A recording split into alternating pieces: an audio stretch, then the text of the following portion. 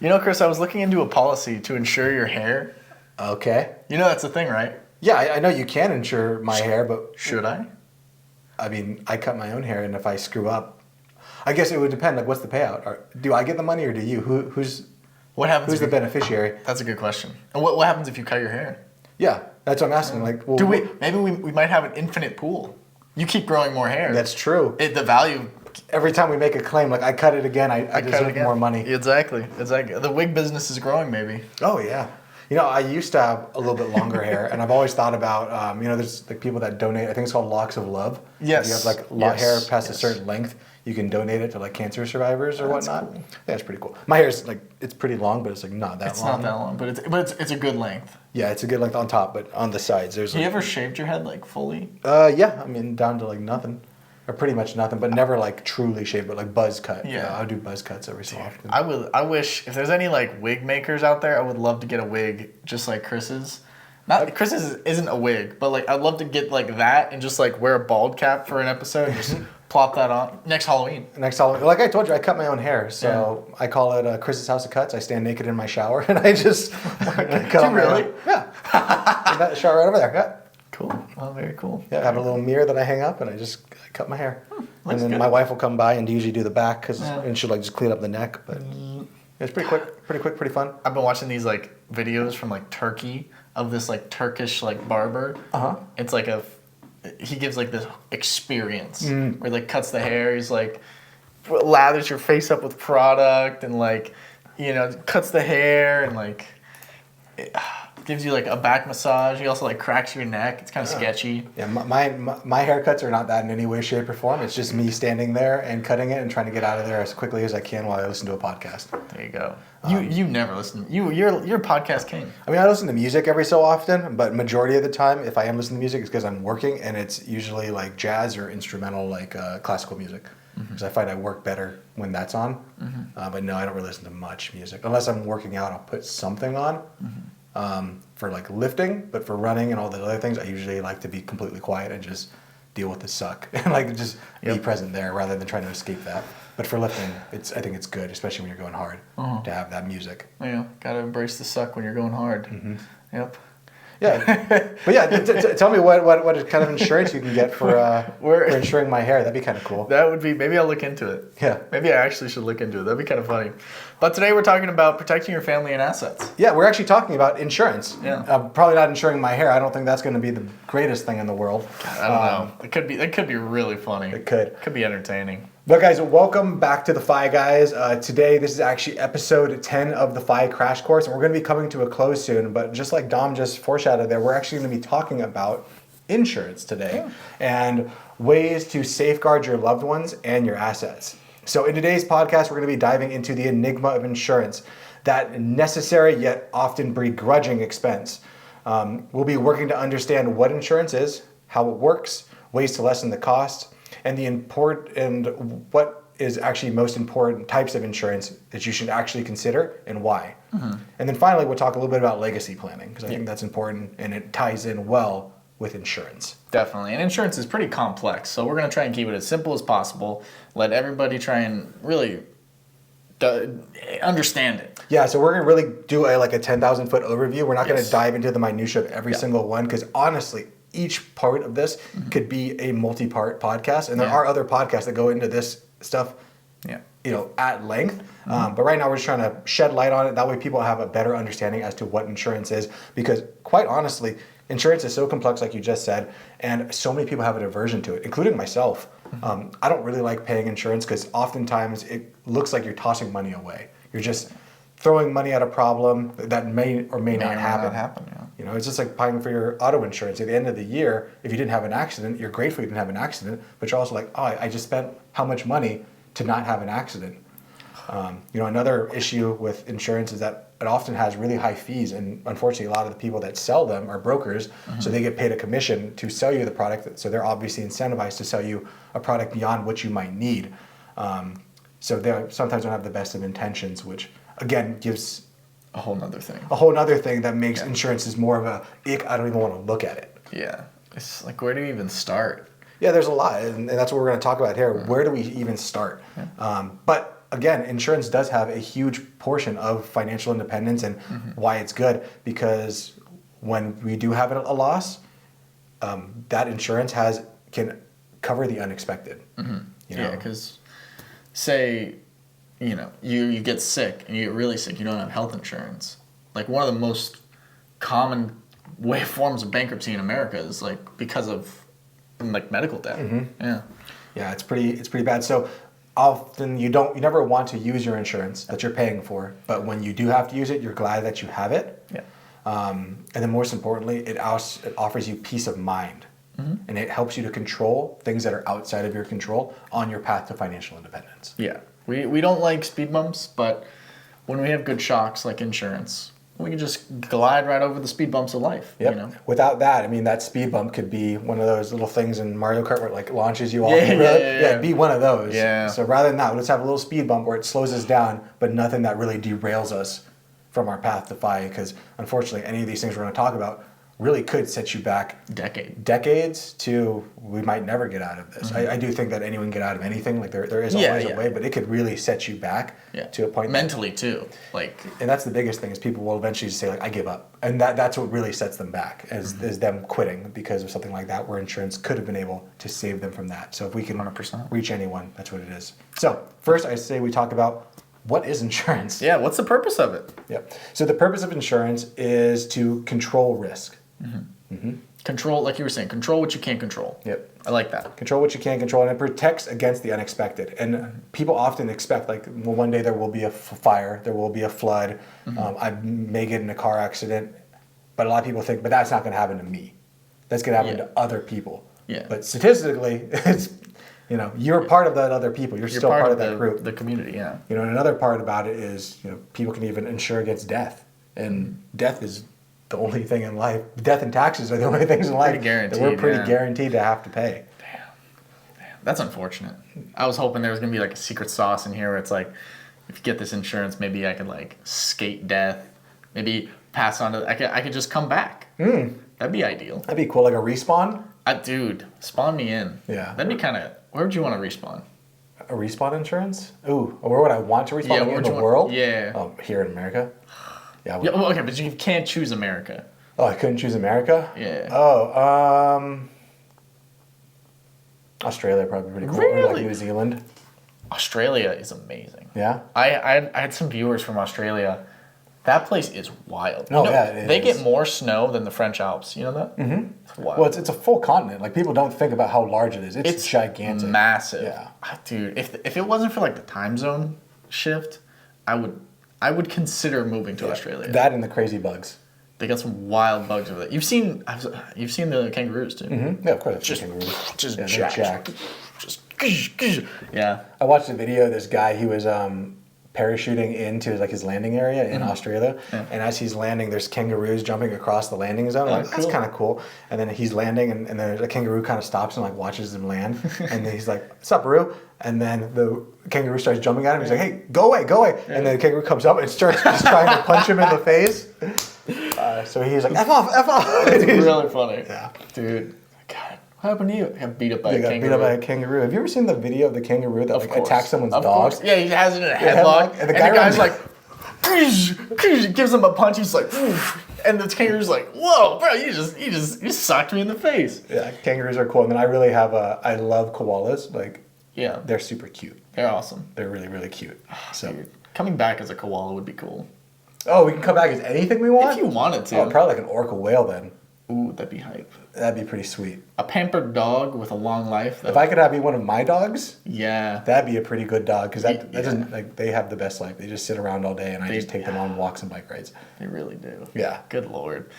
So yeah, there's no respawn insurance, unfortunately. Unfortunately. But if you guys want to, if you guys want us to do like an off-topic podcast on just like stupid things that we like to talk about, we need a behind-the-scenes pod.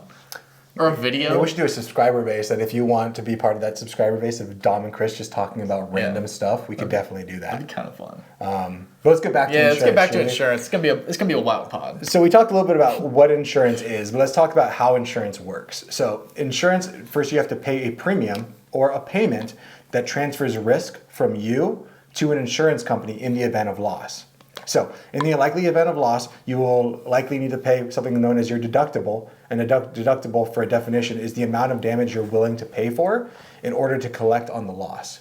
Does that make sense? It does. I think people get premium and deductible mixed up a lot. Yeah, and it's kind of confusing, and I also think it's not really fair. Like you're paying the premium, so you're already having to pay the cost for the insurance. So like the premium is like similar to like your Netflix subscription. It happens every month. The premium is just a reoccurring charge. Yep, but then in this example, if that was Netflix, in order to turn on like you have Netflix, you have it already ready to go, but in order to watch an episode, you have to pay your deductible to be able to watch something. That's so stupid. Yep, and that's the hard part about it is that you have to both have to pay for the premium, you have to pay for the deductible, meaning that in order for me to collect on this, I have to pay an amount, and that could be anywhere from $10 to $1,000 to $10,000, depending on what we're trying to insure here. So really, depending on the accident, you really got to weigh your options. Like, is it worth paying the deductible on this? Because I know for some people, like they'll have an old car, they might have insurance on it, they'll get like maybe a fender bender or something minor, like but it's just not worth the deductible. Yep. Because it's an old car. It's like it's worth more just to keep it. It's often it's not really the deductible that's the concern there. It's that if we make a claim on the insurance, that our insurance premiums will go higher. That too. Okay. So that's something for like here in Arizona. When I was in California, they didn't have windshield insurance. So every time that I would crack my windshield, I would have to pay to do that out of pocket, and I wouldn't tell my insurance because my deductible was $1,000. But because I have high deductible, so it'd be $1,000 to fix the glass, or I could pay $300 to fix the glass. Why would I make a claim? Because it's going to raise it. So you could either have what was the thing you said? I think it was last podcast. It was like if you have a higher deductible, there's a reason you should have a higher deductible or a lower deductible. Yeah. So if you have a higher deductible, you have a lower premium. If you have a lower deductible, you have a higher premium. Is that what you're asking about? Yeah. So for me, like, I don't drive around a lot. I go to the gym. I go to Chris's house. It's basically it. Maybe Costco. Yep. Right. I don't need to be. Obviously, I need to be insured. Correct. But auto insurance is one of those ones that you don't have a choice. No, you got to do it. But for me, it would be better to have a lower premium and a higher deductible. Because I'm a very safe driver. Yep. I drive like a grandma. People pass me. Yep. I drive 45 in the 45. Yep. So. I agree with that. Yeah, it'd probably be better to have a higher deductible with a lower premium. But again, you still want to make sure that you have. And just remember, premium, monthly charge. Monthly is the monthly subscription. Yeah, the monthly subscription. And that could be broken up annually or every 6 months. Every insurance company is a little bit different. I usually break mine up monthly, but sometimes if you pay in full, like a year in advance or 6 months in advance, you'll get a discount. My main insurance is the USAA. They don't give that discount, so me and my wife just pay it every 6 months. So we went over some of the lingo Yep. of insurance. We talked a little bit about how it works, how they're taking the risk. How you're just transferring the risk from you to them. But it's also really important, and when I went through my insurance licensing, this quote sticks with me. It's, insurance doesn't make you rich. Insurance makes you whole.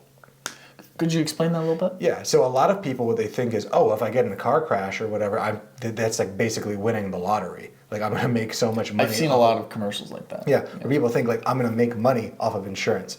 That's not often how it works, though, because there's always a sacrifice that you need to have. Insurance isn't made to make you a bunch of money. It's to get you back to where you were before you had the loss. So insurance, say if I was to crash my car, isn't going to pay me more than what my car is worth. It'll get me something equivalent in value to my car. Yeah. When people think about like becoming rich off of insurance, is because they suffered a bodily injury that will pay that they are getting paid for their pain and suffering. But you are paying for something in order to get that money, and that's your mental health, your physical health. Yeah. And I'll give an example a little bit later about the things I've gone through in my life where I quote unquote made money, but that I would never, if I could go back, I would not have made that trade. Yeah, because it might have brought you physical pain. A lot. Yeah. Gotcha. But so, that's just kind of the things is like, what kind of insurance should we even discuss having then? Because so many people get bogged down there. So the things are, we're going to talk about all of these is homeowners insurance, renters insurance, auto, health, disability, long-term care, life, and maybe umbrella insurance. We'll talk about those. But the goal for all of these insurances is to at some point be able to self-insure, meaning that we no longer need the insurance in order to cover ourselves, because we have enough money through pursuing financial independence that we can cover any loss just by having that money readily available in investments or in our emergency fund, in our crisis fund. We can pay for whatever life brings us. Definitely. I like that. So let's talk about ways to lower our insurance costs. Yeah, there's quite a few different ways. What we talked about a little bit earlier is you can always lower the deductible, but that's going to increase how much premium you pay. So the inverse of that is you can raise your deductible. So rather than having a $100 deductible in case you get an offender bender, you could have a $1,000 deductible. Therefore, your premiums are going to go down less. So you prefer, does it depend on the person, or is it like a blanket, like it's better to have a lower premium and higher deductible? It depends on the person, how much money they have available. If you have the money available to be able to pay a higher deductible, then typically I recommend having a higher deductible. Okay. But if you're someone who's like living paycheck to paycheck and your deductible is $1,000 and there's no way in heck you could ever reach $1,000, then it's probably not worth it. It's probably better to have the higher premiums that you can make those payments on. But eventually we're going to want to get to the point that we have the higher deductible and the lower premiums. But it all depends on what stage of life you're in. Yes. And you shop around for that like twice a year. Yep. Yeah, I shop around for my insurance twice a year for all my types of different insurance, and that really helps for me. If that's something that just sounds terrible, and it is, it's not the most fun thing in the world. You can also have like an insurance broker. Like you can just call them up and be like, "Howdy." I guess if you want to. I have a guy. His name's Brad. I'm not gonna shout his last name out. Get him the free promo, but he handles like all the car insurance and stuff for like my family and stuff. So That's cool. Yeah, I've never thought about that because I know I can do it myself. But the bigger thing is you're also paying for Brad whenever you do that kind of stuff. So Brad isn't free. No. No. And that's kind of what it comes into, the difference between brokers and fiduciaries, and that's where it gets very, very messy. In that I'm sure Brad has your guys' best interest at heart, but there are other people out there that do not, and they'll start selling people insurance for stuff that they don't need, selling things that aren't insurance. They're selling insurance as investment vehicles, selling things that they just shouldn't be doing, and really getting people confused because this is complex stuff. It is. It is very complex. And the final way to lower your insurance that's really easy is bundling products with one company. So for example, my house that I'm in is insured through USAA, and so are my cars. This bat cave. Yeah, the bat cave is insured through USAA, but so are my cars. But things like my motorcycle, I've chosen to not put that into the USAA bundle. I keep it inside of a different company, and we can talk about that. Yeah, I'd love to. Do you want to get into that? Let's talk about that when we get into car insurance. Okay, perfect. So, what do we need for insurance? What insurance do we need? What insurance do we need? Yeah, what do we need? So you can really insure anything. Like we talked at the beginning of the pod, you can insure my hair if you want to. And this is kind of a fun thing, but there is a company called the Lloyd's of London. And now Lloyd's of London is not an insurance company, but what they do is they are also a risk transfer vehicle. So it's actually believed that the Lloyd's of London have sold over 40,000 policies to protect against ghost hauntings. They've also sold over 60,000 policies to cover against werewolf and vampire attacks. I love their website, sharing risk to create a braver world. Yep. That's rich. So other things that the Lloyd's of London have insured, and these are things that you guys might be aware of, is Heidi Klum's legs. That's insured. Okay. Another thing is a very well-known celebrity's butt. Kim Kardashian. I wasn't going to say you it, weren't gonna but you say just it, did. It's in the notes. It's in the show notes. That's also done. And don't you have a funny one about like someone, like some crazy insurance? Yeah, I heard. I do have one actually. I heard this guy. He insured a box of vintage cigarettes or cigars. Cigars. And he got the insurance company to insure it. Right. He then smoked them, and the insurance company said, "We're not going to pay for this." Yeah, of course. Yeah. He sued them. They fought it. He won $250,000. Oh, nice. Right. The very next day, the insurance company filed a insurance fraud claim against him for arson, 10 counts, 10 cigars, and he went to prison. Yep, that'll happen. It's pretty funny. You have to, whenever you do insure things that are a little weird, like you really have to stick to the contract. And even insurance fraud's like super real. They don't mess around. They want to get paid. Don't mess around. But yeah, you can really insure anything. Like Gene Simmons' tongue from Kiss. That is insured. His tongue's insured. You can insure really anything. I think David Beckham has also done his right leg. It's so weird. That's his kicking leg. Yeah. But what we're trying to say here is just because you can buy insurance for anything, it doesn't mean that you should buy insurance for anything. For example, we all have phones nowadays. Yep. Do you insure your phone, Dom? No. I don't insure my phone because my goal is that I have enough money in my emergency fund and in assets that if my phone was to break, I'll just buy a new phone. Yeah. Why pay a premium knowing that when I could take that money? Yeah, or just fix it. Yeah. Why take that money and pay a premium every month where I could use that money and put it into investments for myself? Bingo. You know, people also insure their TVs. Shoot, every single Amazon purchase, whenever I go to check out, it always says, do you want to insure this for $20 a year or whatever? So basically what you're saying is, rather than buying insurance for your phone that might be $20 a month. Yeah. We'll say $20 a month. I have no idea. You could just put like $20 a month into your high yield savings.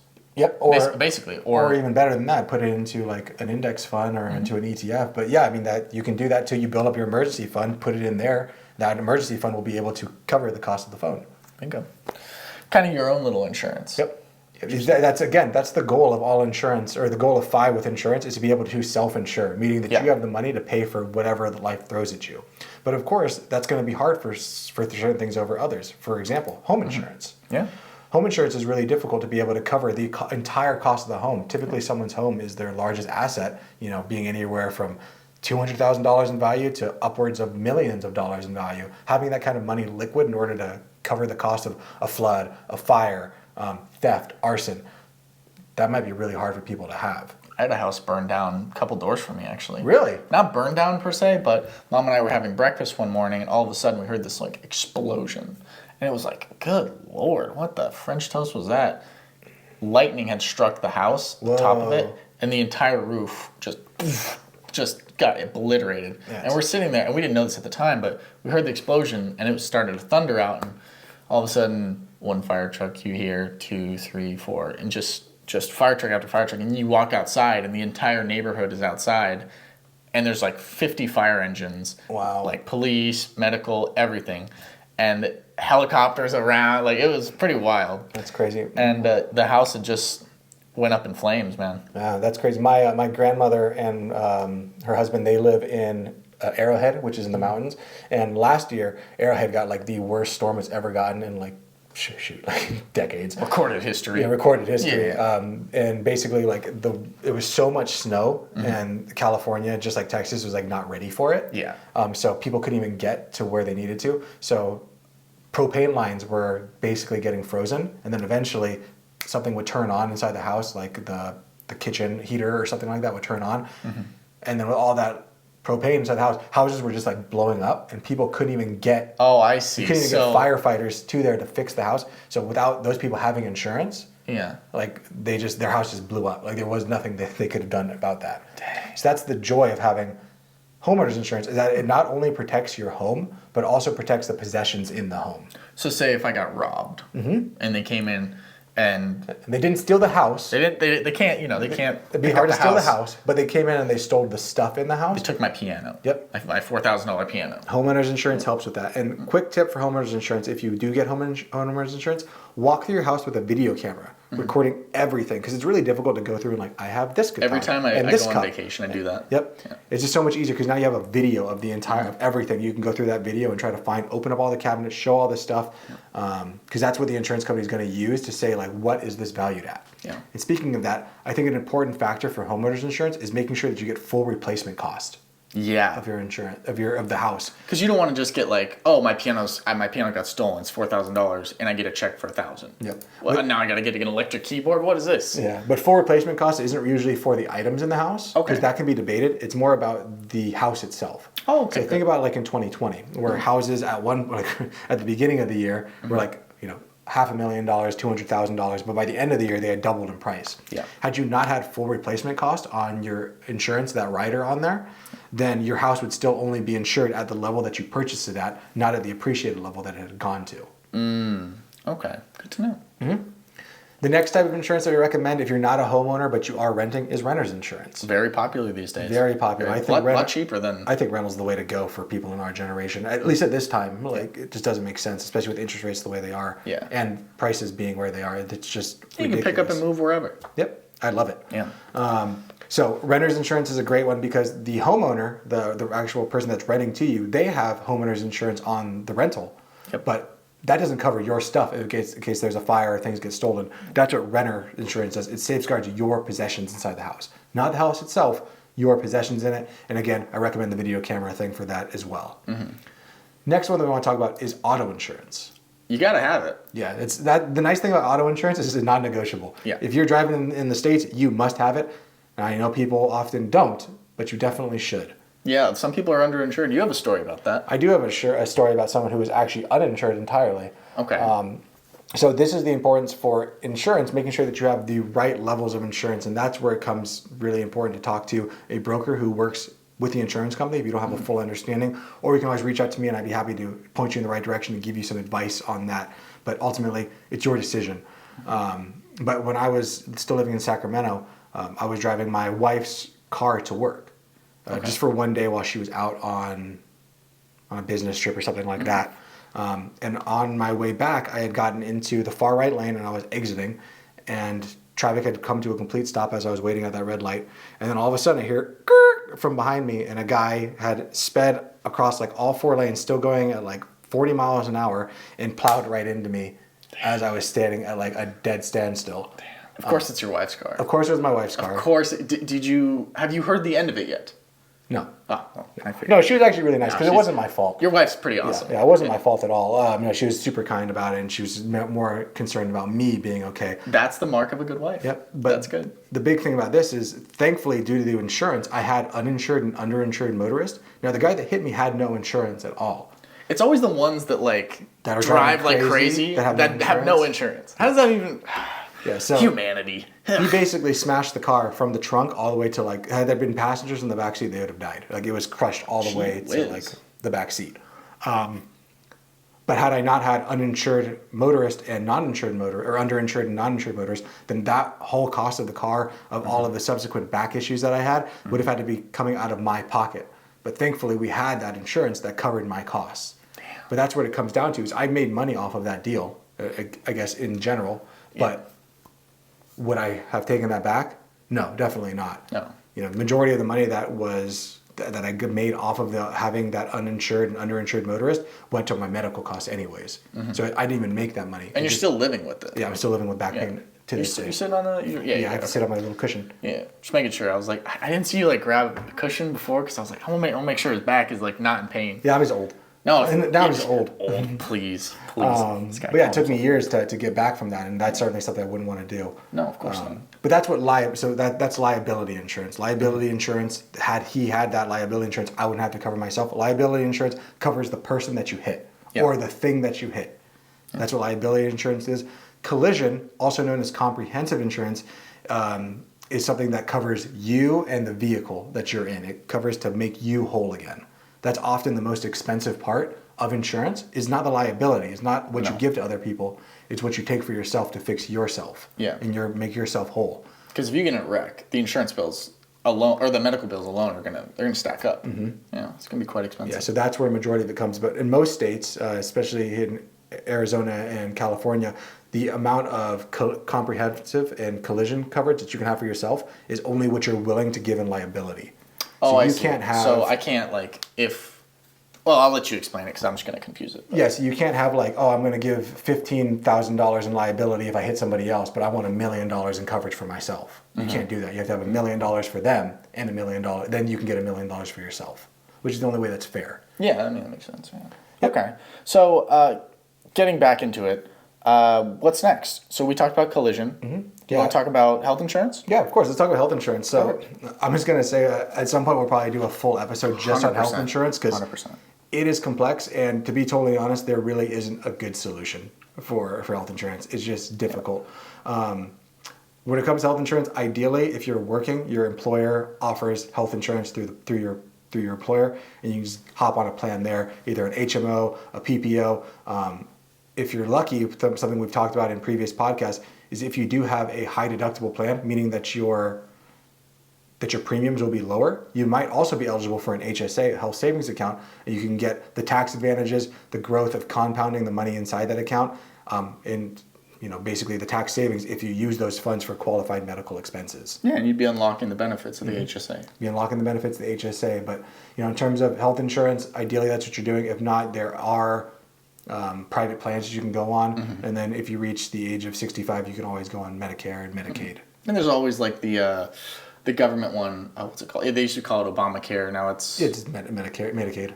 You can go on that at any time though. Oh, you can? Yeah. Oh, okay. Yeah, but it costs. Like the costs are pretty high. Yeah. Yeah, the costs are astronomical. I know in California it's called Covered California. That was the policy there, but each state's a little bit different. I think it's actually quite affordable. It's like healthcare.gov. It's pretty good. I think because I'm turning 20. Well, I actually just turned 25, but I'm gonna have to transition off of my parents' health insurance. And I'm like shopping around right now, and I noticed that the open enrollment for the healthcare.gov one is open. So I was like, oh, I'll check it out. And I know one of my dad's friends, he has it. He loves it. Oh, really? It's pretty cheap. Well, you should talk more about that kind of stuff. I don't really know. I don't look at it super often. Yeah, I mean, if I end up getting it or going with it, I'll definitely once we talk about health insurance, I'll definitely use myself as a case study for sure. Yeah, it'd be good to have. Yeah, and then other types of insurance that you might want to consider is disability insurance. I think disability is critical to have for people that are earning income because it's not very likely that you're going to end up, dead where you need life insurance, but it is very, very likely that you might get injured in some way and you can't produce more income. Gotcha. Could you explain that a little bit more? So it's more likely for you to get injured while you need to make money versus for you to die like if you just drop dead right here. Highly improbable. Yep. But if you were like 95, it'd be like, that makes sense. You're going to go pretty soon. But there is a good chance that I could, say if I got in my car crash again or you got in your car crash, disability insurance would be able to help to pay for the time that I couldn't work. Say you maybe work at a manual job. Luckily, both of our job is more cerebral. It's in our mind. Yeah, it's in our mind. But disability, like we said, we're thought leaders. We're thought leaders. Yeah. But disability insurance could help to cover that in case I got in an accident, I was in a coma and I couldn't talk. Yeah. Something like that. That's where disability insurance could help. And it doesn't even have to be like you couldn't talk. Like if you just couldn't work. Yep. You're in so much pain, or you just can't get out of your bed to go to the office. I mean, that's how it works, right? Yep, that's what I was on it for a little bit. I didn't have to go on it, but that's what the health when I got in my car accident because I couldn't work for a little while I was healing up. It's good to have too, because say you weren't financially stable. Say that every month you're living paycheck to paycheck. If you miss going to that, you miss your paycheck, then you can't pay bills. You start defaulting. It's just like a nasty snowball. That's the flywheel, right? That's the positive feedback loop, and that's what we're trying to avoid with insurance is being able to not have to end up into that situation where I can't pay my bills because I can't work, and I can't work because I'm injured, and I'm injured because of work, and I can. Yeah, exactly. It's a nasty cycle, and we're trying to divert the risk of that happening. That's all that insurance is. But eventually the goal is to be able to have enough money that you don't have to worry about having that insurance and you can take the risk on yourself. Yeah, because at some point you'll make enough money. You have enough money coming in regularly. From the assets that you have. From the assets that passive. Passive kind of is a nasty word these days. Yeah. But relatively passive. That you don't need workers' disability because if I broke my leg and I can't work, well, it's fine. I have enough money coming in anyways. Yep. And I have the emergency fund of all the other stuff. And the final one would be long-term care insurance. And that's planning for more in the future. At this point, unfortunately, long-term care insurance is too expensive, even for people in our age demographics in our 20s and 30s. But for people that do have it or did have it, or like retirees currently, it was a really good deal because right now, cost of living, if you have to go into like an old folks home or assisted living, is upwards of $10,000 a month. So you need a lot of money to insure against that. And unfortunately, in the future, it's going to be even more expensive. That's why policies are so expensive now for people in our age demographic, because they know that at some point, likely they will have to do that, and they have to spread that risk. Because insurance companies are not charities. No. They're here to make money. They're in the business of making cash. Yeah, that's how they work on something called the rule of large numbers. Yes. Let's talk about life insurance. Yeah, life insurance, that's the one thing we haven't talked about. And what is the purpose of life insurance? Segment number 3. Yep. So the purpose of life insurance is shielding surviving family members from the stress of financial struggles. Gotcha. So you work, you put food on the table for your dogs and your wife, even though she has a nice job, a great job actually. Yeah. Not just a nice job. She's not selling sandwiches. No. She's saving lives, saving doggos' lives. The purpose of the life insurance is to safeguard, like you said, your family from the financial burden so that they don't have to worry when their whole world gets shaken up. Yep. They don't have to worry about finance. Yep. So my wife and I both have policies on ourselves. Not that either one of us needs each other's income if they were to pass away, but I want to be sure that my dogs are still taken care of. Eventually, when we when we start having kids, that's when it's like 100% necessary. Because the worst thing I could do as someone who loves my family and my wife and my future kids is leave them in a position that if they no longer had my income, that they would be destitute or not be able to afford the things that they have. Because my wife and I were able to combine our finances to be super strong together, but if one of us was to go off, it might be very difficult for that person to survive on their own. Like with the house payments, The car payments, the children. I mean, just think about right now when we have kids, my plan is to take a step back from being an advisor as much and like prospecting and be home with the kids. Yeah. So if that was the case, then I need to have insurance on me because my wife would not need to pay for home or for care for the kids because she would still have to work. Yeah. So it's pretty difficult. Just think back a few Friday feedbacks we heard from a viewer whose wife passed away tragically, and he was dealing with these exact things. And I'm really happy to say that I actually have spoken with him. He gave me permission to talk about this. He did look into his wife's policy at work, and she did have life insurance through her work that he was able to get. Also, the VA did pay him out his wife's insurance as well, so he was able to actually cover all of his debts. So I was glad to hear that. But that's just kind of the power of life insurance. Definitely. Is that it really can help you, but it's not something that it can get messy there. It can get messy. And talking about like term versus whole life, term is just a period of time, basically. And I read a study, it was like 95% never pays. Yeah, so 90 to 95% of term policies never pay out. And that's a good thing. That means that you didn't die 5 to 10% of the people that purchase it died, and the rest of them did not. So you want to be in that part that didn't die. Within that window. Yep. Within the window. Within the window. Yeah. So typically if someone has a kid that's just born, then I would say maybe we want a health or a life insurance policy, a term policy, at least until the kid is 18, 20, 22, 24, an age that they're no longer dependent on your income. And then same for your spouse. If your spouse is working, ideally you want to be able to get to the point that you're able to have enough assets working for you that you don't need insurance. Now the issue with whole life insurance is that guaranteed you will die one day. Yeah. I don't think that's up for debate. You want to make a bet? You want to make a bet? I bet I could do it. I bet I could do it. So what they have to do, and since they know at some point the insurance company will have to pay out that life insurance policy because you will die one day, they lower they increase the premiums, so the premiums are higher. The cost of it is higher, and there's excessive fees in most whole life policies. Yeah. So what I suggest doing is getting a term life policy and then investing the difference that you would have paid for a whole life policy into investments, because term policies are often 5 to 10 times cheaper than a whole life policy is. Yeah. So term and invest the difference. Okay. Cool. Yep. And then it's always important to make sure at what length do we need that coverage. What I say is as long as people are dependent on your income. Even at this point in my life with me and my wife, we're planning on having kids soon, and God forbid I was to die and she ended up being pregnant. That's the reason we hold it now. But in actuality, like we really don't need it on each other because we could both be fine without it. Yeah. But we have it now. We got the term policy and we're all good to go. Cool. Until we did 25. 25 years. Yep, and we can always add another one if we have a kid later on. Okay. Well, that's good to know. Whew. Heavy stuff. It's heavy stuff. It's heavy on the heart, heavy on the soul. But you got to talk about it. You got to talk about it. And then there's a few other insurances I just want to touch on really quick. Let's run through them pretty quickly. The next one is umbrella insurance. Now this protects. It's not against rain. It's not against rain. It doesn't protect your umbrella in case you break it. Gotcha. That's good.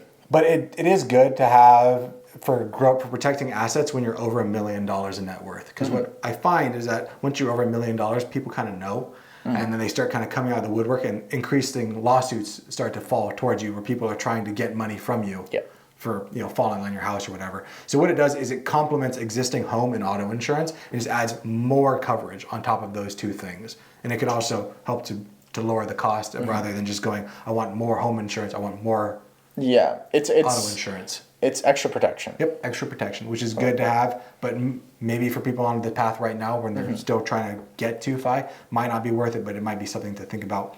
And the next one would be annuities. Annuities are used when you get to retirement as a guaranteed income stream. So basically you're taking money from your investments that would normally be growing, and then you're turning it into a guaranteed income stream that should pay out for the rest of your life, much like a pension or Social Security. Okay.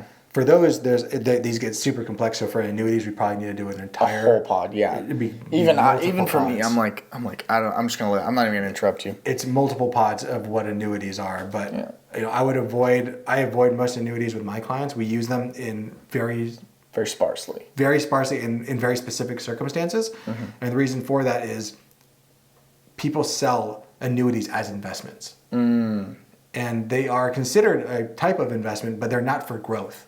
Okay. They're used in order to have that guaranteed amount that I will have this guaranteed for the rest of my life. Because as an advisor, I can tell people I can invest your money and I can try to target this type of return, but I can never say that magic G word of I guarantee you will have enough money. Yeah, if you're talking to people and they're guaranteeing you, you should run. Yeah, you should definitely run away. You should definitely run. And that's one of the big issues that I run into when I'm talking with other clients is the difference between a broker and a fiduciary again. Yep. Where a lot of brokers, they sell annuities and all of these types of insurance products with the less of best intent. They're trying to maximize how much they make. Absolutely. I understand, but yeah, they got to make money. They're a job, but but it's at the expense of somebody else. It's not the most honest day's work. No, it's not. And the way that I look at it is I'm really young. Like I have my own brand, my own company. There is nothing that I am willing to do to screw over one person one day to make a little bit extra money that would be able to destroy my brand image, destroy my company's image. And your last name too. And my last name. Like, most importantly. That's why I put my name on the company. Yep. Was because I never wanted to be like Guitar Wealth. Like who's Guitar? I don't know. Yeah, that's my last name. It's my last name. But when it's Monzon Wealth, like that is my identity. I even put my family crest into the logo. The logo, to always show that I'm putting honesty and integrity above all else because it's not just me, it's not just my company, it's my name. Yeah, and your family. Yep. I'm never. I can't change. I guess I could change my name, but I have no intention of doing that. Yeah, no, it's a cool name. So getting on to our last segment, which I think is, I don't want to say the best segment, but it's kind of a bonus segment, creating a legacy doc. Yep, creating a legacy doc. So I know that talking about, the last few ones we just talked about was like death and dying, life insurance, and it's not a fun topic. So a lot of people avoid it. Yeah. But it's very important that you discuss these things with your family. Just because you think about death or you talk about death, it's not going to bring it into your life. No.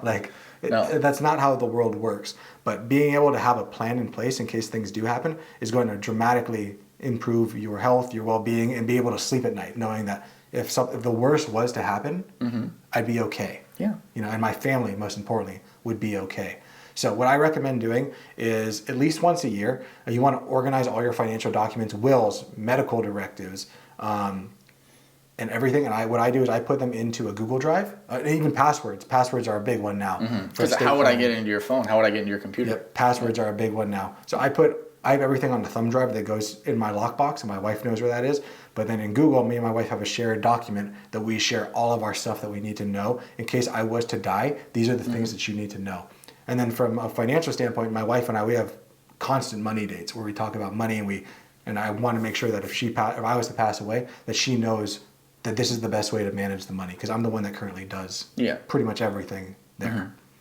Do you have any questions on that? No, I was just thinking about the idea of like your wife coming and be like, let's have a date, and Chris is like, let's have a money date. Like that's my idea of a good time. Yeah, that's pretty much how it happens. Yeah, I love that. No, but it is important to have a money date. No, it's super important. And then places that you can put these documents are either in a Google Drive, a thumb drive like I do.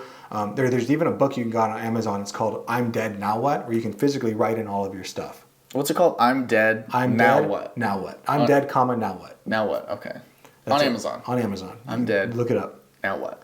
And then the final thing is consider meeting with an estate attorney in your state in order to talk about all of this around there. Because again, it's a hard conversation to have, but having a professional there that you're gonna have to pay for, they do come at a cost. Having a professional there to walk you through the intricacies is going to be huge. The way that I actually met Dom and his mom was through an estate planning thing where I helped them with setting up their trust.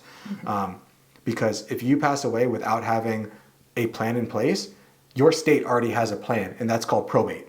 Yeah, and it takes a long time. And it can take a long time, and that's a whole other pod that we can get into about estate planning and the intricacies of that.